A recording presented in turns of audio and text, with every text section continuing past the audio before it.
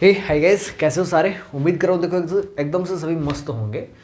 हम देखो हमारे चैप्टर जो है फिजिक्स के उन सभी की बात करें, बड़े डिटेल से बात करें, बड़े जो इंपॉर्टेंट क्वेश्चन है डेली देखो उनको लेकर चल रहे हैं। इसी क्रम में देखो आज मैं बात करूँ हमारे चैप्टर नंबर जो 7th है, अल्टरनेटिंग करंट, प्रत्यावर्ती धारा, उसके देखो हमें डिटेल से करनी है चर्चा। तो उसके जितने भी इंपॉर्टेंट क्वेश्चन बन सकते हैं उनके अपन करेंगे देखो चर्चा। मैं आपसे देखो पहले बात कर लेता हूँ कि ये चैप्टर हमारे कितने नंबर का है। तो हमारा जो चैप्टर है ना, इससे आपके 2 प्रश्न जो है वो डेढ़ नंबर के और 1 प्रश्न आपका 1 नंबर का पूछा जाएगा। तो इट मीन्स आपके 1.5 + 1.5 3 + 1 4, यानी टोटल 4 नंबर का जो है मैक्सिमम मार्क्स जो है इस चैप्टर के लिए वो मिलेंगे 4। ठीक है। अब इन 4 के अंदर एक प्रश्न जो आएगा वो छोटा प्रश्न हो सकता है, ऑब्जेक्टिव टाइप में आपसे पूछ ले, या हो सकता है कि वो क्वेश्चन जो है वो आपसे लघुतरात्मक जो प्रश्न उनके अंदर पूछ ले। दूसरा मैं बात करूँ तो एक प्रश्न 1.5 नंबर का और एक प्रश्न फिर से 1.5 नंबर का, यानी 2 प्रश्न हमसे 1.5 नंबर के चैप्टर से पूछे जाएंगे। अच्छा चैप्टर है, आराम से याद होगा, हर एक चीज़ को देखो समझते हुए सुनते हुए चलना। मैं स्टार्ट करता हूँ फटाफट। हमारा जो पेपर है वो बिल्कुल आपके पास भी है, नीचे आपको टेलीग्राम चैनल का जो लिंक दे रखा है ना, आप वहाँ से इस पेपर को डाउनलोड भी कर सकते हो। चलो स्टार्ट करते हैं।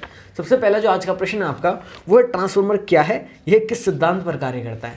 बड़ी सिंपल सी बात थी भाई, ट्रांसफॉर्मर वही युक्ति है जो प्रत्यावर्ती धारा या वोल्टता के मान को उच्च या निम्न करने के काम आती है, उसे ट्रांसफॉर्मर कहते हैं। आप लोग देखते हो जगह जगह जो चौराहे होते हैं आपको वहाँ पर ट्रांसफॉर्मर लगे हुए दिखाई देते होंगे, जो बिजली विभाग के ट्रांसफॉर्मर है। तो वो क्या करते हैं, जो आपके उच्च विभव है उसको निम्न विभव में, या कई जगह ये जरूरत पड़ती है कि निम्न विभव को उच्च विभव में बदलना हो, तब अपन ट्रांसफॉर्मर को काम में लेते हैं। आगे देखना मेरे प्यारे साथियों, अगला प्रश्न आपसे इसी के अंदर जो पूछ रखा है वो मैंने ये पूछा कि किस सिद्धांत पर काम करता है। तो कितना शानदार सा प्रश्न है ये, तो मैं कहता हूँ बच्चा बता सकता है। यदि आपने पिछले हमारे चैप्टर 6 की वीडियो देखी होगी तो डेफिनेटली देखो आप इस बात को तो बता सकते हो कि हमारा जो ट्रांसफॉर्मर है वो अनन्य प्रेरण के सिद्धांत पर काम करता है। इसमें कहीं को सोचने, कहीं को समझने, कोई शंका वाली बात ही नहीं थी। फिर इसी प्रश्न में देखो मैंने आपसे आगे ये भी पूछा है कि ऊंचाई व अपचाई ट्रांसफॉर्मर में अंतर स्पष्ट करो। कितना आसान है। ऊंचाई ट्रांसफॉर्मर ऐसा ट्रांसफॉर्मर जो प्रत्यावर्ती धारा या वोल्टता के निम्न मान को उच्च मान के अंदर बदल दे, उसको हम लोग कहेंगे ऊंचाई ट्रांसफॉर्मर। और जो आपके अपचाई ट्रांसफॉर्मर वो उच्च विभव या उच्च धारा को निम्न मान की धारा या विभव के अंदर कन्वर्ट कर देगा, उसको हम लोग अपचाई ट्रांसफॉर्मर कहते हैं। और भी आप अंतर बता सकते हो, जैसे जो आपका ऊंचाई ट्रांसफॉर्मर होता है उसके अंदर जो द्वितीयक कुंडली है, द्वितीयक कुंडली में फेरों की संख्या प्राथमिक कुंडली में फेरों की संख्या की तुलना में अधिक होती है। द्वितीयक कुंडली में प्रवाहित जो आपके धारा है उसका मान कम होता है प्राथमिक कुंडली की तुलना में, लेकिन द्वितीयक कुंडली के अंदर जो आपके विभव का मान है वो प्राथमिक कुंडली की तुलना में ज्यादा होता है। ये सब बातें अपन ने करी है ऊंचाई ट्रांसफॉर्मर के बारे में। अपचाई जो ट्रांसफॉर्मर है ना, जो उच्च से निम्न में बदलता है, उसके लिए यदि अपन देखें तो उसके अंदर जो द्वितीयक कुंडली है उसमें फेरों की संख्या प्राथमिक कुंडली में फेरों की अपेक्षा कुछ कम होती है। ऐसे में बात करूं जो विभव का मान है, द्वितीयक कुंडली में विभव का मान प्राथमिक कुंडली में विभव के मान की अपेक्षा थोड़ा कम होता है, लेकिन धारा उल्टी है। यहाँ पे भी हम लोग क्या बताएंगे कि जो हमारे धारा है वो द्वितीयक कुंडली के अंदर धारा का मान प्राथमिक कुंडली की धारा की तुलना में ज्यादा होगा। ये बात समझिए, मुझे उम्मीद है पूरी। आगे चलते हैं। हमारा अपना देखना जो सेकंड क्वेश्चन है वो ट्रांसफॉर्मर में ऊर्जा हानि के 2 कारण बताओ। तो बहुत ही आसान है, देखो ये प्रश्न तो यदि ये आ जाए तो मान के चलो सोने पे सुहागा वाला प्रश्न है ये तो आपके लिए। ट्रांसफॉर्मर है भाई, उसके अंदर हम लोग क्या करते हैं, तांबे का तार लपेट के रखते हैं। तो तांबे का जो तार होता है भाई 100% शुद्ध तो हो ही नहीं सकता, उसके अंदर कुछ ना कुछ अशुद्धि होगी, और वो अशुद्धि क्या उत्पन्न करेगी, प्रतिरोध। अब देखो हम सभी जानते हैं कि जब भी धारा प्रवाहित होगी और यदि तार के अंदर प्रतिरोध है तो उसके कारण क्या होगा, ऊष्मा के रूप में हानि होगी। तो ये जो पहली हानि है हमारी, इसको हम लोग बोलते हैं ताम्र हानि। जो तांबे के तार के कारण उसके अंदर जो प्रतिरोध है उसके कारण उत्पन्न होती है, उसको हम लोग बोलते हैं ताम्र हानि। तो पहली तो हानि ये होगी। दूसरी हानि देखो हमने कल चैप्टर 6 के अंदर बात भी करी थी, उसकी बड़ी डिटेल से, जिसको हम लोग कहते हैं भंवर धाराओं के कारण। तो देखो जब ट्रांसफॉर्मर वर्क करता है ना तो इस केस के अंदर यहाँ पे भंवर धाराएं भी उत्पन्न होती है, तो उसके कारण भी ऊर्जा हानि होती है। तो हमसे 2 हानियां पूछी थी तो वो हमने बता दी, बड़ी सिंपल सी बात है। अगला देखना, एक पूर्ण चक्र के लिए प्रत्यावर्ती धारा का औसत मान ज्ञात करो। बहुत ही आसान है, देखना मेरे प्यारे साथियों, अभी आपको बड़े आराम से समझ में आएगा। मैं कह रहा हूँ कि पूरे चक्र के दौरान प्रत्यावर्ती जो धारा है उसके लिए औसत जो आपके औसत धारा है उसका मान ज्ञात कर दो। तो देखो पहली बात तो ये कि औसत धारा को अपन दर्शाएं किससे, तो मैं देखो औसत धारा को ऐसे भी दर्शा सकता हूँ, या मैं इसी औसत धारा को आई के ऊपर बाढ़ लगा के भी दर्शा सकता हूँ, कोई इसमें दिक्कत वाली बात है नहीं। अब देखो किसके बराबर होगी औसत का मतलब, हम लोग देखो बचपन से पढ़ते हुए आ रहे कि राशियों का योग बटा राशियों की संख्या, है ना। अब देखो जो राशियों का योग है ना वो छोटी क्लास वाले बच्चे ये तो हर कोई कर लेते हैं। हम जो है ना योग करते हैं आजकल समाकलन के जरिए, 12वीं क्लास में आ चुके, तो अब हमारा योग करने का जो तरीका है वो डेफिनेटली बदल चुका होगा। तो योग देखना हम लोग कैसे करते हैं, हम लोग योग करते हैं ऐसे, किसका करना, धारा का योग करना। और आप सभी जानते हो देखो धारा के लिए जो धारा का सूत्र होता है वो होता है ये I0 sin ओमेगा टी। ये हम लोग पढ़ चुके हैं और फिर से पढ़ेंगे इस पेपर के अंदर। आगे मैंने आपसे पूछे तात्क्षणिक समीकरण पूछिए, तो ये प्रत्यावर्ती धारा के लिए तात्क्षणिक समीकरण ही होती है। अब मैं क्या करूँ, अपन को धारा का योग करना है I0 sin ओमेगा टी।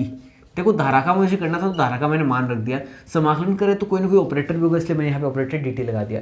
अब कहाँ से कहाँ तक अपन को समाकलन करना मेरे प्यारे साथियों, मैंने आपसे कहा कि ये है हमारे प्रत्यावर्ती धारा का ग्राफ, जिसके एक चक्र की मैंने कर ली है आपसे चर्चा।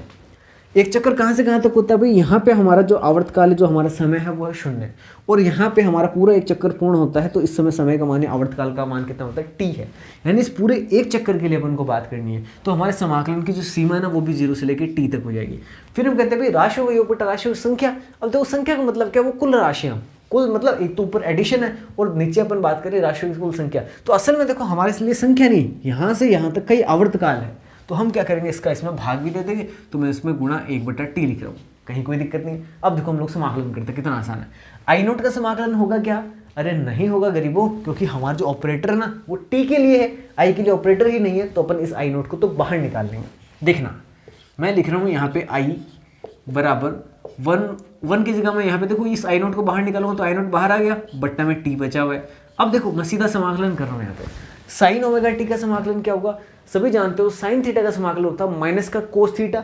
अब थीटा के साथ में जो भी गुणा में होता है वो आता है बट्टा में, तो देखो यहाँ पे भी क्या होता है, यहाँ पे साइन ओमेगा टी का समाकलन होगा माइनस का कोस ओमेगा टी, जो भी टी के साथ में गुणा में है उसको अपन नीचे लेके आएंगे ओमेगा, और हमारे समाकलन की जो लिमिट है लोअर लिमिट 0 और 0 से लेके अपर लिमिट टी तक। ठीक है, बहुत सिंपल सी बात है। अब इसको देखो आगे सोल्व करते हैं हम लोग, आई नोट टी, ओमेगा को बाहर निकाल लूँ, ओमेगा अपने कोई काम का नहीं, एक बार माइनस के निशान को भी मैं बाहर निकाल लेता हूँ ताकि अंदर अपने को दुविधा न दे, दिक्कत ना दे। अब देखो कोस ओमेगा टी, अपन अपर लिमिट लगाते हैं तो मैं लिखता हूँ इसको कोस ओमेगा, अब स्मॉल टी की जगह अपर लिमिट क्या आ जाएगी, capital T, minus cos omega. फिर देखो लोअर लिमिट लगाते हैं तो टी की जगह मैं लिखूंगा 0, तो यहाँ पे 0 से होगा गुणा। अब सुनना मेरे प्यारे साथियों, आप सभी जानते हो ये जो आपके ओमेगा ना कोणीय आवृत्ति, ये होती है 2π/t इसके बराबर। तो देखो इस ओमेगा का मैं मान यहाँ पे रख रहा हूँ, I = माइनस आई नोट बट्टा टी।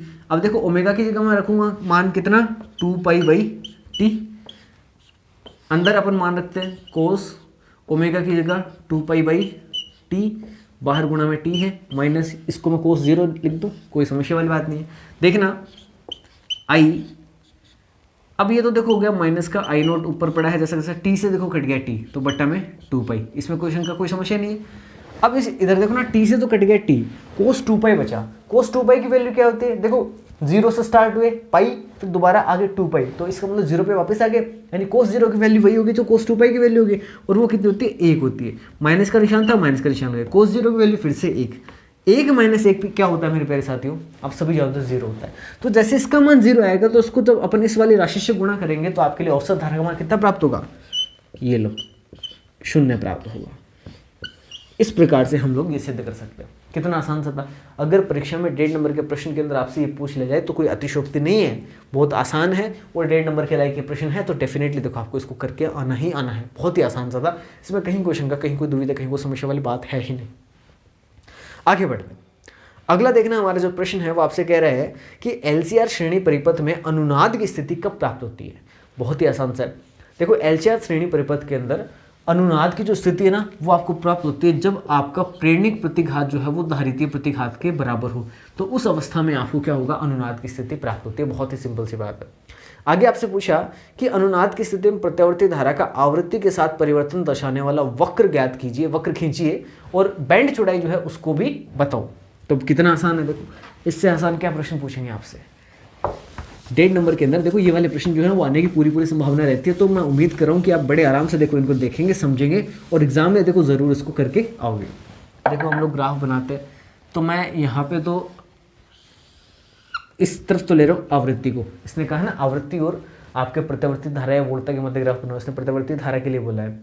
हाँ, तो इधर मैं ले रहा हूँ प्रत्यावर्ती धारा यानी आई को, इस वाले अक्ष के ऊपर कौन है, आई है। देखना प्यारे साथियों, ग्राफ कुछ इस प्रकार का है, ये मैं इसको रेड से बनाऊंगा, ये हमारा ग्राफ है कुछ इस प्रकार। बहुत सिंपल सा ग्राफ बनाना है, इसमें कोई दिक्कत वाली बात नहीं। अब इस ग्राफ में देखना, ये जो आपको हाईएस्ट वैल्यू मिली है ये मान लो F0 आवृत्ति पे आपको मिली है। इधर से मैं बात करूँ तो इधर ये जो धारा है इसका मान भी क्या है, अधिकतम है, मैक्सिमम है, तो इसको मैं लिख लेता हूँ आई मैक्सिमम। आई मतलब क्या, आई मैक्सिमम। देखना मेरे प्यारे साथियों, यदि मैं इस आई मैक्सिमम के मान को 1/√2 से गुणा करता हूँ तो मुझे कुछ यहाँ पे एक मान मिलता है। तो यहाँ से लेके यहाँ तक मैं मतलब इस वाले इधर इस मान की बात कर रहा हूँ, जहाँ पे आई का जो मान है ना वो मैंने कितना लिया है, आई मैक्स का जो है वो अंडर रूट 1/2 गुना लिया है, यहाँ पे मैंने मान लिया है। अब इसके संगत में क्या करूँ, यहाँ पे नीचे वाली जो आवृत्तियाँ ना उनको भी मिला रहा हूँ। इस आवृत्ति को मैंने नाम दे दिया F1, इसको मैं नाम दे दिया F2। अब सुनना समझना, ये ग्राफ जो हमने खींचा है ग्राफ क्या है, तो हम कहेंगे ये प्रत्यावर्ती धारा और आवृत्ति के मध्य खींचा गया वक्र है, ठीक है, जिसको आप कुछ इस प्रकार से दर्शाओगे। अब इस वक्र के अंदर आपको देखो एक आवृत्ति दिखाई दे रही है यहाँ पे F0 और दो आवृत्ति आपको दिखाई दे रही है F1 और F2। इनकी थोड़ी सी चर्चा करते हैं। वह आवृत्ति जिस पर आपके धारा का मान या प्रत्यावर्ती धारा का मान अधिकतम प्राप्त होता है, इस आवृत्ति को हम लोग कहते हैं अनुनादी आवृत्ति F0, ठीक है। और जो दो आपको ये आवृत्तियां दिख रही है F1 और F2, तो ये जो दोनों F1 और F2 आपको आवृत्तियां दिख रही है, इनके बारे में हम क्या कहेंगे कि धारा के अधिकतम मान का 1/√2 गुणा पर जो आपको आवृत्तियां प्राप्त होती है ना, इन आवृत्ति को हम लोग बोलते हैं अर्धशक्ति आवृत्ति या अर्धशक्ति बिंदु आवृत्ति भी इनको अपन लोग बोलते हैं। अब सुनना, ये जो अर्धशक्ति बिंदु आवृत्तियां हैं, इनके मध्य का जो ये स्थान है, इनके मध्य की जो चौड़ाई है, जो बैंड जो आपका यहाँ पे आपको गैप दिखाई दे रहा है, इस गैप को हम लोग बोलते हैं बैंड चौड़ाई। क्या बोलेंगे, इन दोनों अर्धशक्ति बिंदुओं के बीच की जो दूरी है या दोनों के बीच का जो स्थान है, जो गैप है, इस अंतराल को हम लोग क्या बोलते हैं, बैंड चौड़ाई कहते हैं। अब सुनना, यहाँ से हम लोग एक परिभाषा निकाल कर लेके आएंगे जो कि हमारे आगे आने वाले प्रश्न के अंदर काम आएगी। तो बहुत ही सिंपल सी बात थी, ये हमने ग्राफ खींच दिया। इस प्रश्न में देखो आगे आपसे पूछा है कि बैंड चौड़ाई का सूत्र लिखिए। बहुत ही आसान है, देखो बैंड चौड़ाई का सूत्र लिखना। बैंड चौड़ाई देखो यहाँ से यहाँ तक की जो दूरी, उसको हम लोग बैंड चौड़ाई कहेंगे। देखना बैंड चौड़ाई का सूत्र अपन कैसे निकालेंगे। मैं कह रहा हूँ F2 में से F1 घटा दूंगा तो मेरे पास डेल F का मान आ जाएगा। डेल F है बैंड चौड़ाई, कैसे आएगी, F2 माइनस F1 में करूँगा तो बैंड चौड़ाई आएगी। अब आप क्या करोगे, ये जो आपकी बैंड चौड़ाई है, इसके लिए हम लोग F का मान यहाँ पे रख सकते हैं। देखो F का मान क्या होता है, हम देखो सभी ये तो जानते हैं, ओमेगा बराबर क्या होता है 2πf, ये होता है। इसमें तो कहीं किसी क्वेश्चन का है ही नहीं। अब यदि मैं यहाँ से F का मान निकालना चाहूँगा तो F बराबर मुझे मिलेगा ω/2π। अब ये जो मान है मैं देखना ऊपर वहाँ पे रख रहा हूँ, तो मैं यहाँ पे लिखूंगा del F is equals to, अब इस F2 के लिए ω2/2π माइनस ω1/2π, यानी यहाँ से जब मैं कॉमन लूँगा डेल F बराबर मुझे 1/2π तो बाहर मिलेगा कॉमन, अंदर देखना मुझे क्या मिलेगा ω2 माइनस ω1, ये मुझे प्राप्त होगा। प्यारे साथियों देखो ध्यान रखना, ω2 माइनस ω1 जो है इसका मान होता है R/L, ठीक है। तो ये जो R/L इसका मान है, ये मान मैं देखो अभी यहाँ पे रखता हूँ। तो जैसे मैं देखो ये मान यहाँ पे रखूँगा तो मुझे डेल F बराबर क्या मिलेगा 1/2π √R/L। ये लो, ये आपके लिए क्या आ गई, बैंड चौड़ाई का मान आ गया। कितना आसान सा था निकालना। मैं कह रहा हूँ कहीं कोई शंका, कहीं कोई समस्या तो रखनी नहीं है अपन को। ये कितनी आसानी से देखो हमने यहाँ पे बैंड चौड़ाई का मान जो है वो ज्ञात कर लिया। इस प्रकार से आपको इस प्रश्न को करना था।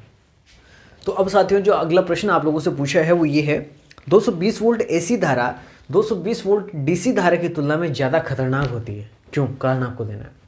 तो जनरली हम लोग पढ़ते हैं कि AC की कंपैरिजन के अंदर जो धारा अपनी DC है वो ज़्यादा खतरनाक होती है अपेक्षाकृत, बट स्टिल अगर मैं आपसे कहूं कि 220 वोल्ट की जो AC धारा है वो 220 वोल्ट की ही कंपैरेटिवली जो DC धारा है उसकी तुलना में ज़्यादा खतरनाक होती है। कैसे, देखो इसका कारण हम लोग देते हैं कि ये जो हम बात करते हैं ना 220 वोल्ट की सप्लाई हमारे घरों के अंदर आती है, वास्तव में ये क्या है, धारा का वर्ग माध्य मूलमान होता है। वर्ग माध्य मूलमान से मेरा आशिक है। देखो मैं कहता हूँ कि ये जो हमारे घर में बोलते हैं ना अपन 220 वोल्ट आ रही है, वो है धारा IRMS जो कितनी है 220 वोल्ट है। अब IRMS इसका मतलब क्या है भाई, ये तो इसका माध्यमान है। मैं यदि आपसे देखो बात करूँ, जैसे ग्राफ है, अपन AC या प्रत्यावर्ती देखो धारा का ग्राफ बनाते हैं। देखो मैं एक बार आपको ग्राफ बना के बताता हूँ। सपोज कि हमारी प्रत्यावर्ती धारा का कोई ग्राफ है। अब ये जो आपके वर्ग माध्य मूलमान है ना, ये तो है इसका कहीं ना कहीं का माध्यमान।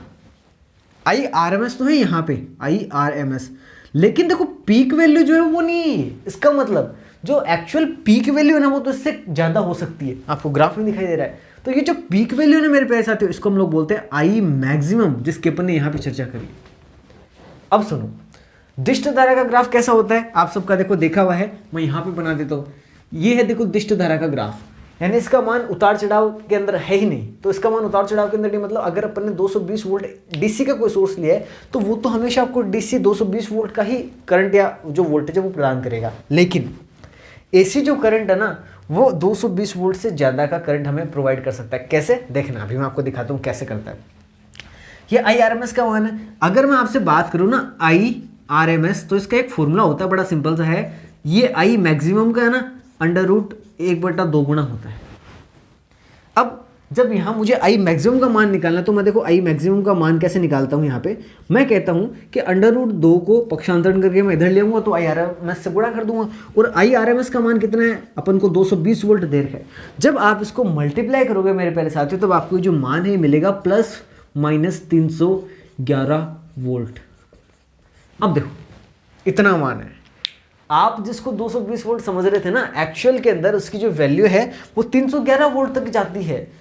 अब एक तो आप 220 वोल्ट डीसी को टच करोगे, एक 311 वोल्ट एसी को टच करोगे, तो डेफिनेटली देखो वोल्टेज तो कहाँ ज़्यादा है, इस एसी के अंदर ज़्यादा है ना, तो निश्चित तौर पे ये आपके लिए ज़्यादा हानिकारक होती है। बढ़ते हैं आगे। अगला देखना हमारा जो प्रश्न है, निम्न को परिभाषित करना, प्रत्यावर्ती धारा का वर्ग माध्य मूलमान। देखो जो चीज़ अपन ने यहाँ पर अभी चर्चा कर रहे थे ना जिसकी, वही चीज़ हमसे देखो यहाँ पे पूछ लेगी। क्या पूछ रहा है, किसको कहते हैं, कितने आसान से देखो सुनना, आपको नाम से पता चल जाएगा। मैं यहाँ पे लिखता हूँ IRMS। ये क्या है, धारा है। कौन सी, प्रत्यावर्ती धारा। सुनना कितने आसान सी डेफिनेशन होगी इसकी। प्रत्यावर्ती धारा के वर्ग यानी स्क्वायर के मध्य यानी मीन के वर्गमूल यानी रूट को ही धारा का वर्ग मध्य मूलमान कहते हैं।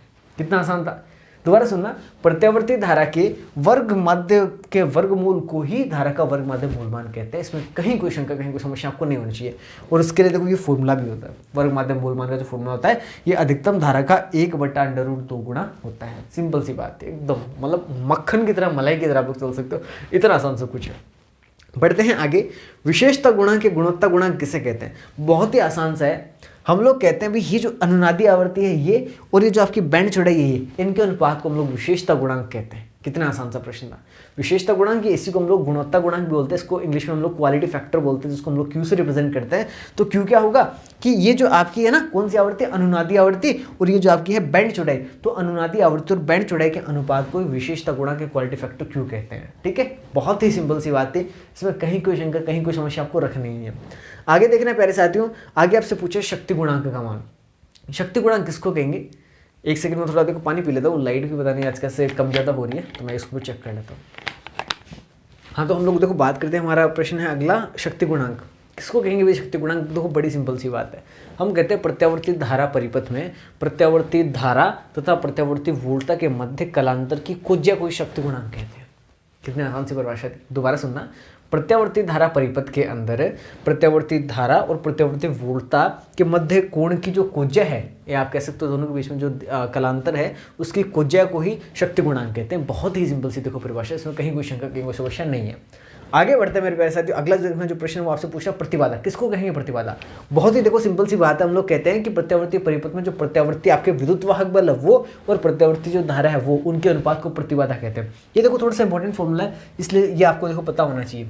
तो मैं आपको कहता हूँ Z, जिससे अपन प्रतिबाधा को देखो दर्शाते हैं। प्रतिबाधा किसके बराबर होती है, जो आपका प्रत्यावर्ती विद्युत वाहक बल है वो बट्टा जो आपके प्रत्यावर्ती धारा है, इनके अनुपात के बराबर होती है, और इसका मात्रक होता है ओम। ये आपको देखो डेफिनेटली पता होना चाहिए, तो भाई इसका जरूर आप ध्यान रखें। बढ़ते हैं आगे। अगली चीज़ मैंने आपसे पूछी वो है प्रतिबाधा है। तो देखो इसके मतलब क्या कहेंगे कि प्रतिबाधा क्या है, आपसे मैंने पूछा है प्रतिबाधा, पूछा है किसको कहेंगे प्रतिबाधा। बड़ी सिंपल सी बात है, प्रतिबाधा पूछा है, प्रतिघात पूछा है। मैं क्यों कंफ्यूज हो रहा हूँ पता नहीं, ये लाइट आज ऐसे हो रही, तो मुझे इन लाइट्स का थोड़ा यूँ हो रहा है मन में कि ये क्यों हो रही है भाई, कहीं कोई स्पार्किंग वगैरह तो नहीं हो रही, तो ये थोड़ा सा भय संशय मेरे मन के अंदर बैठ रहा है।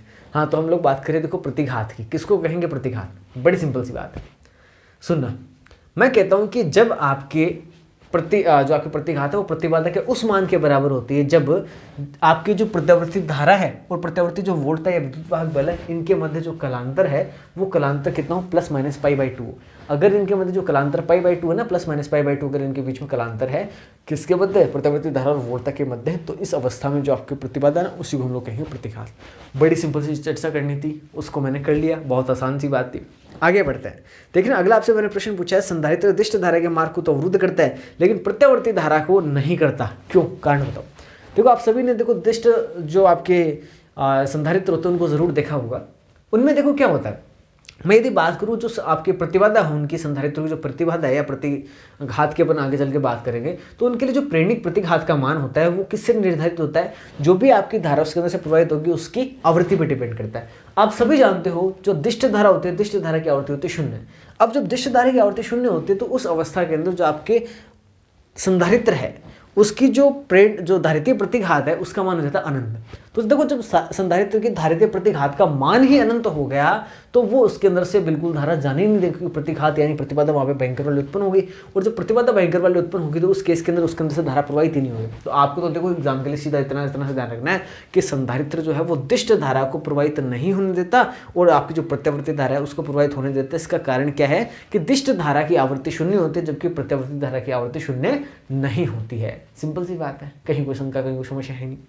देखना मेरे प्यारे साथियों, अगला आपसे जो प्रश्न पूछा है वो आपसे ये पूछा कि अनुनाद की शर्तों को लिखते हुए LCR श्रेणी अनुनादिक परिपथ के लिए धारा व वोल्टता के लिए तात्क्षणिक समीकरण, प्रतिबाधा और औसत शक्ति ज्ञात कर दो। कितना आसान से देखो आपसे प्रश्न पूछा।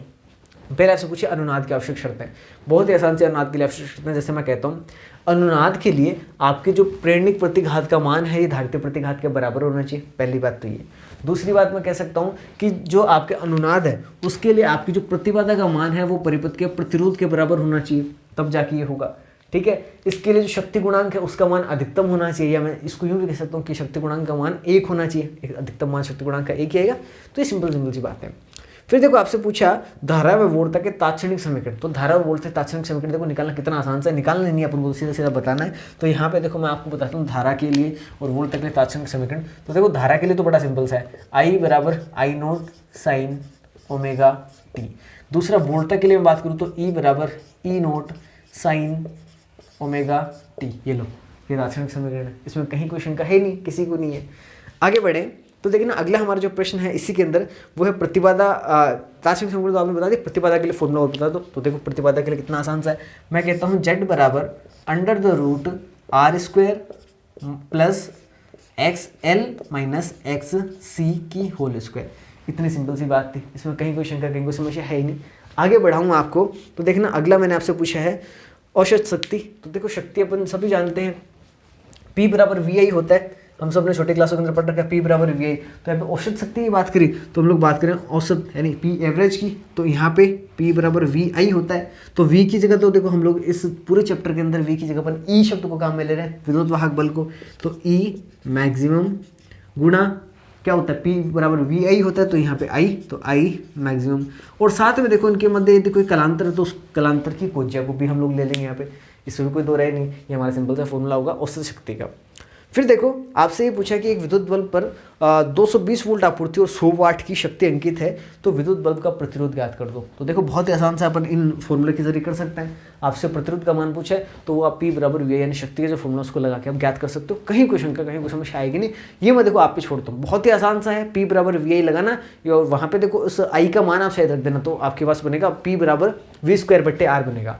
तो इस P बराबर V² से आपको R का मान निकालना है, तो R का मान आप लोग निकाल लेना। कैसे निकालोगे? V² का मान आपके पास है कितना, 220 गुणा 220 कर देना इसको। देखो करवा देता हूँ, फिर तो आप फिर यूँ बाद में कमेंट करोगे कि सर वो तो आपने बताया नहीं। तो मैं देखो इसको चलो यहाँ पे अपन कर लेते हैं। तो बहुत ही आसान सा, सबसे पहले तो देखो हम लोग करेंगे P बराबर VI हमारा फॉर्मूला होता है P बराबर VI। आप I की जगह रखोगे ना V/R जो ओम का नियम उससे, तो आपके पास ये फॉर्मूला क्या बनेगा, V²/R बनेगा। अब इस फॉर्मूले के अंदर अपने पास देखो P का मान अपन को दे रखा है, उसकी जो शक्ति है 100 वाट की है, उसका जो विभव है उसके ऊपर आरोपित वो कितना है 220 वोल्ट आपको बता रखा है। आपको इस R का मान याद करना। तो देखो सीधा मैं लिख रहा हूँ यहाँ से R बराबर, ये P तो आ जाएगा इसके बट्टा में, R को अपन इधर ले आएंगे तो V², तो V तो आपके पास पहले से पड़ा 220 गुणा 220। बट्टा में मैं यदि आपसे बात करूँ तो बट्टा में हमारा जो शक्ति है वो कितनी है, 100 है। देखो 2 जीरो से तो सीधे सीधे 2 जीरो कट गए हमारे। 22 को आप 22 से गुणा करोगे तो आएगा 484, 22 का स्क्वायर ही होता है 484। तो इसको सोल्व नहीं करना आपको, ये तो आपको याद ही रहना चाहिए 484। और क्या है, ये प्रतिरोध है, तो प्रतिरोध का मात्रक होता है ओम। तो ये लो 484 ओम हमारा उत्तर आएगा इसका। कितना आसान था। दूसरी चीज़ इसमें आपसे पूछे स्रोत की शिखर वोल्टता। देखो शिखर वोल्टता का ये रहा फॉर्मूला, यहाँ से आपको इस I मैक्स का, देखो ये करा हुआ पड़ा है, सेम यही प्रश्न है। आपको इस I मैक्स का मान निकालना। I मैक्स का मान किसके बराबर, √2 को आप इससे गुणा कर दोगे तो उसके बराबर आएगा।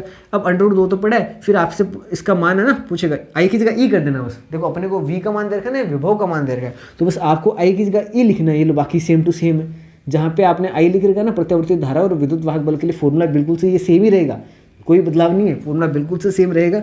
तो यहाँ पे मैं लिख रहा हूँ ई मैक्सिमम, और ये भी आपके आ गया 220 से आप इसको गुणा करोगे तो क्या आएगा आपका 311 वोल्ट आएगा, ये आपका सही से उत्तर आएगा। ऐसा कैसा वो करना, plus minus 311 volt. Plus minus पे अभी कोई मेरे को बता सकता है? देखो जब ऊपर अंडर रूट को सोल्व करते हैं ना, तो अंडर रूट को सोल्व करते टाइम प्लस माइनस दोनों आते हैं, तो इसलिए अपन प्लस माइनस दोनों लगाते हैं। और वैसे भी देखो प्रत्यावर्ती धारा का मान प्लस में भी ऊपर की ओर जाता है और नीचे भी माइनस में भी जाता है ऊपर की ओर।